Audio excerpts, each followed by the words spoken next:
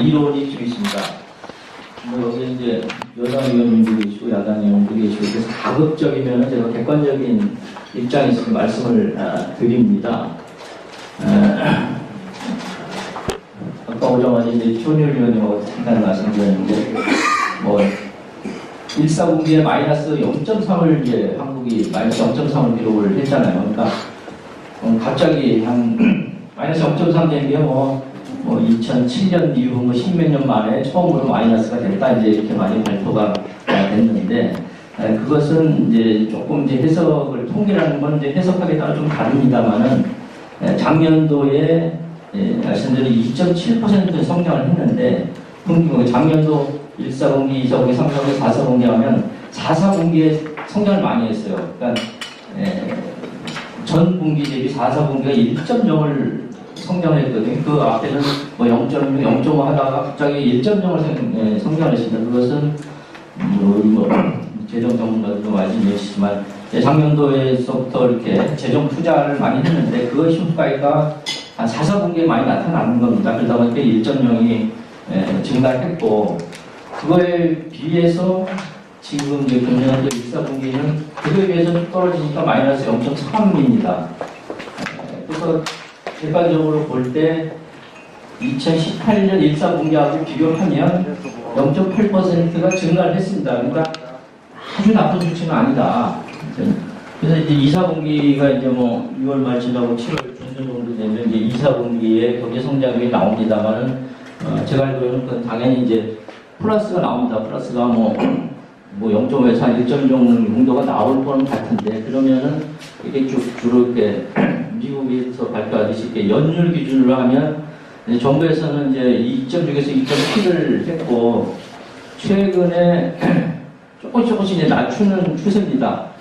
이제 한국은행도 2.5로 전망을 했고 뭐 LG연구원은 2.3, 뭐 노무라 증권 연구소는 뭐 1.8까지 했습니다. 일본은 약간 좀 야박하게 하는 경향이 조금 있는데 그래서 저희는 이제 현대경제연구원은 이제 원래 이제 매년 그 연말에 이제 다음 연도 전망을 하는데 이것이 사실은 이제 2018년 12월 달에 전망을 한 거기 때문에 2.5로 전망했습니다. 그래서 저희가 이제 6월 말 정도 지나면 다시 이제 수정 전망을 내는데 저거보다는 조금 낮을 그러니까 2.3이나 4 정도가 되는 게 그렇게 보는 게 아마 객관적인 수치가 아니겠느냐 이렇게 말씀을 드립니다.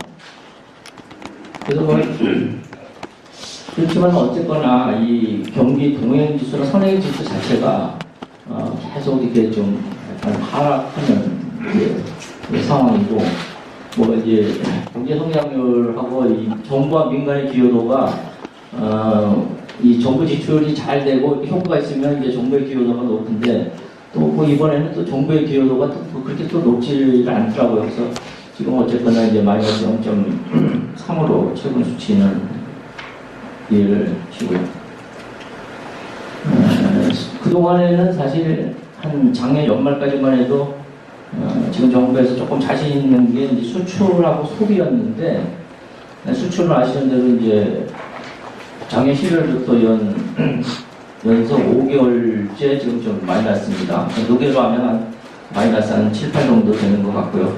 근데 소비는 작년 말까지만 해도 한 2, 3%의 비교적 안정적인 수치를 보이다가 이번 이제 1·4분기 때는 조금 이제 민간 소비가 거의 이제 조금 떨어졌습니다. 그래서 여기 보시면 이제 이 민간 소비가 이제 작년 4·4분기에 2.5 증가했는데 이제 이것이 한 0에서 2%대로 떨어졌고 뭐 정부 소비는 아무래도 재정 지출 많이 하니까 정부 소비는 많이 그래서 이런 이제 정부에서 이렇게 확장적인 뭐 재정 정책을 쓰고 있는데 그것에 대해서 뭐 긍정적이고 부정적이시다가는 뭐 당장 이렇게 경기 활성화나 이런 데에는 확장적인 재정 정책이 좀 도움이 된다 이렇게 말씀을 드리고 있습니다.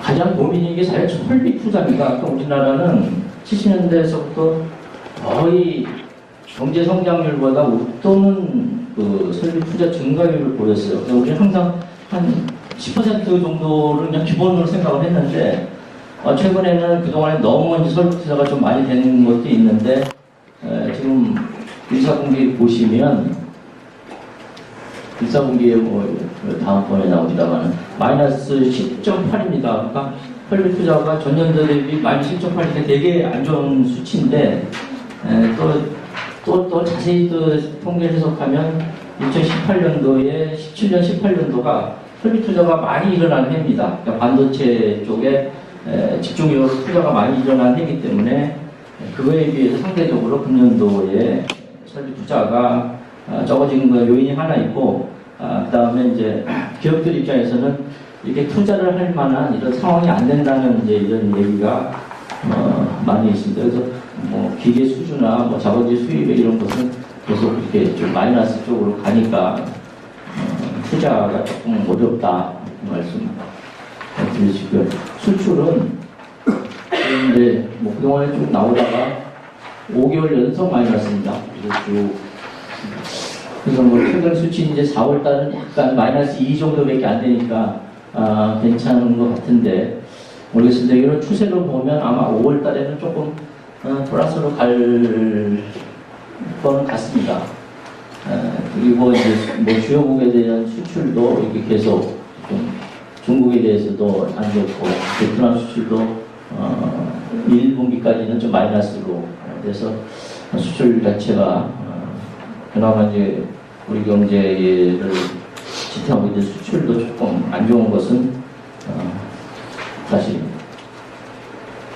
뭐 주요 수출 이슈용은 그동안에 이제 반도체 의존도가 너무 높았습니다. 반도체 의존도가 총 수출이 21%인데 단일 품목으로 20%를 한 적이 없어요.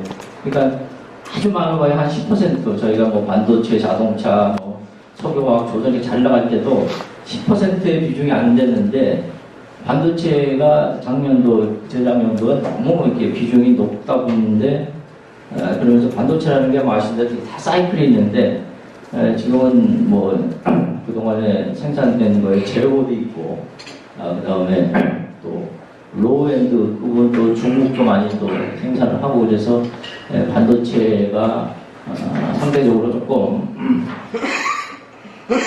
수출이 어려운데 그러다 보니까 이제 수출 전체도 이제 마이너스입니다. 그러니까 사실 이제 반도체를 빼면 나머지도 수출이 마이너스는 아닙니다. 그러니까 예를 들면 그러니까 반도체 비중이 이제 조금 너무 큰 게 대개 우리 수출에 있어서의 좀 구조적인 이제 문제라고 해석을 하실 수 있습니다. 이 고민이 게 건설 투자입니다. 건설 투자도 계속 이제 마이너스인데요. 뭐 얼마 전에 언론에 나왔습니다만은 이 건설이 그 지역 경제, 지방 경제에서는 건설의 비중이 아주 큽니다.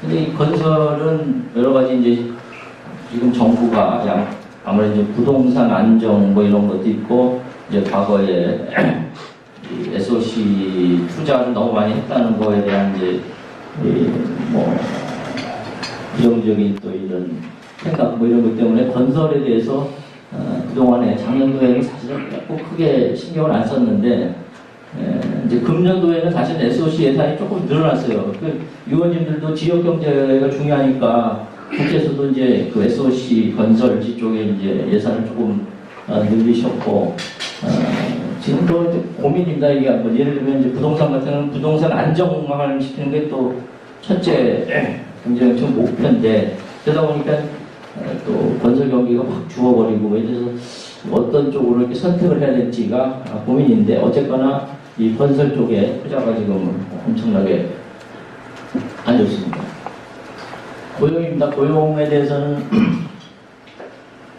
작년도에 한 9만 명, 10만 명의 취업자 증가를 보였는데 금년도에 이제 2월, 3월이 25만 명대로 취업자 증가수가 이제 늘어났습니다. 그래서 단순 수치로 보면 원래 목표 잡았던 한 30만 명의 고용 증가를 보이고는 있는데 뭐 내용적으로 보면 30, 40대 주로 이제 제조업에 종사를 하면서 괜찮은 일자리인 30, 40대의 고용은 줄고 뭐 50, 60대 이상의 조금 좋지 않은 일자리, 사회적 일자리가 좀 늘어났다는 비판이 좀 있습니다. 그래서 뭐 그럼에도 불구하고 일단 정부 입장에서는 거의 25만 명 이상의 고용 증가를 두 달 연속 하다 보니까 또 고용 쪽에서는 아주 큰 또 비판을 받지는 않는 것 같습니다. 물가입니다. 물가는 오늘 아침 신문에 보니까 생활 물가가 우리나라가 되게 비싸다고 그러는데 수치상으로 보면 별로 높지 않습니다. 저희가 0.5 내지 0.6입니다. 계속 물가가 대래 저희들은 이거 너무 좀 디플레이션이 아니냐 이렇게 걱정할 정도로 수치상으로는 물가는 아주 안정되어 있습니다. 그러니까 이것은 이제 우리나라뿐만 아니라 다른 나라도 미국이나 일본도 물가는 비교적 안정이 되어 있어요. 그럼에도 불구하고 소위 이제 근원 물가, 그러니까 에너지나 생활 필수품에 관련되는 것이 조금 올랐기 때문에 소위 체감하는 물가는 10% 이상 올랐다고 이제 서민들이 느낄 수가 있습니다. 그래서 이렇게 쭉 보면 국내 이제 제조업 경기가 이 2018년 작년도에는 ICT 반도체를 중심으로 하는 ICT가 좀 호황이었고 기계, 유화, 건설, 자동차, 철강, 조선 이런 거 조금 안 좋고 그랬습니다만 2019년도에는 그 ICT 반도체가 조금 약간 이렇게 왼쪽으로 돌아가는 건데요. ICT가 이제 이렇게 호황이었다가 조금 약간 후퇴하는 쪽으로 갑니다. 그나마 이제 다행인 것은 이제 조선이 경기 전점을 찍고 약간은 이제 물론 과거 저희가 5년, 10년 전에 비해서는 조선 그 수주나 이런 것이 한 절반 정도도 안 됩니다만은 작년에 비해서는 조선이 조금 낮았습니다. 나머지 업종은 그냥 비교적 그냥 그런 대로 그래서 이게 전체 경제가 정말 나쁘냐 그러면 아주 나쁘지도 않고 그렇다고 좋지도 않고 서서히 좀 나빠지는 이런 상황으로 이해를 하시면 될 것 같습니다. 간단하게 주력 산업은 이제 자동차는 아시는 대로 이제 현대 기아 자동차가 중국이나 미국, 유럽에서 이렇게 시장 점유율이 많이 좀 떨어졌습니다. 물론 이제 최근에 일사분기 때 약간 이제 미국에서는 SUV 차량을 해서 조금 괜찮습니다만 자동차는 여러 가지 좀 고민이 많습니다. 이렇게 세계적인 수요도 지금 감소하는 상황이고 또 4차 산업혁명과 관련돼서 승차 공유 이런 제도 때문에 자동차 수요 자체가 그렇게 늘어나지를 않습니다. 그래서 거기에다가 아시는 대로 자동차 업종은 이제 이 노조가 또 세고 그래서 경쟁력이 외국의 글로벌 기업에 비춰볼 때는 조금 어렵다는 말씀이고요. 스마트폰은 아시는 대로 중국에서 그동안 한 20% 점유하다가 지금은 중국에서는 한 1% 정도밖에 안 되는데 갤럭시 S10이 조금 생각보다는 좀 괜찮다는 또 얘기도 있습니다. 반도체는 아시는 대로 반도체 저점이 어디냐 그러면 이제 삼성전자 사람들한테도 계속 저희가 물어봅니다. 그러니까 오늘 약간 이제 엄살을 떠는데 한 연말 정도 되면 아마 반도체도 좀 괜찮아질 것 같아요. 재고도 좀 소진이 되고 아무래도 중국이 생산을 합니다만은 중국 제품을 아직까지는 우리나라 반도체를 따라올 실력은 좀 안 되는 것 같습니다. 그래서 반도체는 물론 이제 반도체가 작년 재작년이 워낙 좋았습니다. 그러니까 영업이익이 한 50% 됐는데 지금 최근에 이제 작년 한 하반기부터 영업이익이 한 20% 정도 됐으니까 60% 영업이익 감소를 했어도 20%의 영업이익이 나는 거는 사실은 삼성전자나 SK하이닉스 입장에서는 그렇게 아주 위기라고 생각을 안 하는 것 같습니다.